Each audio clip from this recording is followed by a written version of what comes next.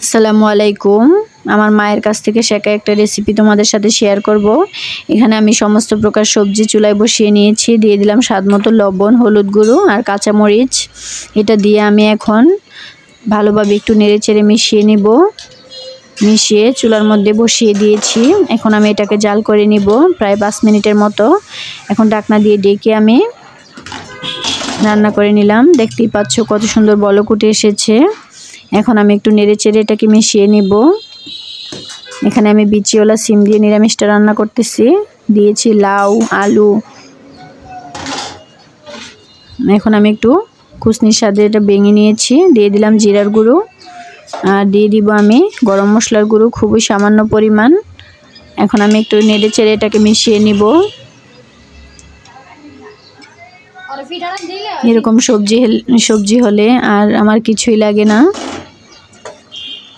দেখতেই পাচ্ছ। এখন আমি দিয়ে দিব ধনেপাতা কুচি। ধনেপাতা কুচি দিয়ে এখন আমি কিছুক্ষণ এটাকে নেড়েচেড়ে মিশিয়ে নিব। এটার ঝোলটা প্রায় গাঢ় গাঢ় হয়ে গিয়েছে, এখানে আমি ঝোল রাখবো না। এখন আমি বাগারে চলে যাব। দিয়েছি রসুন কুচি, পেঁয়াজ কুচি আর দিয়ে দিব শুকনো মরিচ। দিয়ে এখন আমি নেড়েচেড়ে এটাকে গোল্ডেন ব্রাউন কালার করে ভেজে নিব।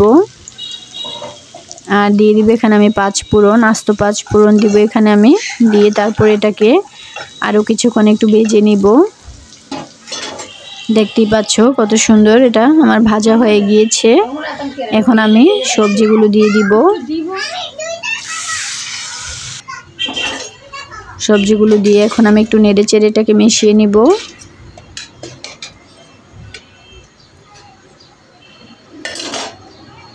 এরকম সবজি হলে 1 প্লেট ভাত এমনিতেই খাওয়া যায়। আমি গ্যারান্টি দিয়ে বলতে পারি এই রেসিপিটা যদি তোমরা ট্রাই করো একবার, আঙ্গুল চেটে পুটে খাবে। এরকম মজার মজার রেসিপি পেতে আমার চ্যানেলে চোখ রাখো। আমার ভিডিওটা যদি ভালো লেগে থাকে লাইক কমেন্ট শেয়ার করতে ভুলবে না, সাবস্ক্রাইব করে দিবে। সবাইকে বিদায় জানিয়ে শেষ করলাম। আল্লাহ হাফেজ।